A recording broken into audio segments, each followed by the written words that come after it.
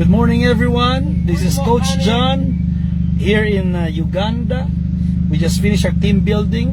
You could see the lights on us because I'm on a top-down Mercedes-Benz 340 SLK. Oh man, this is a top-down red, beautiful convertible owned by John Paul from Uganda. John Paul, how long have you been with Alliance? I've done the business for 3 years only. And how old are you? I'm 28 years.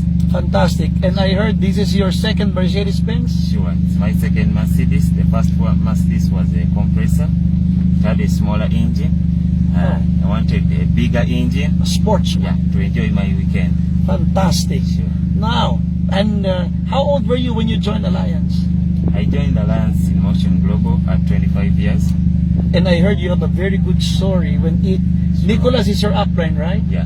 And what was your job before Alliance? I was a painter. I've been in painting for more than 10 years. I started painting when I was really young.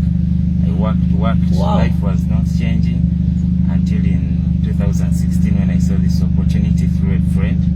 He called me and I saw the opportunity was very good. I joined the business.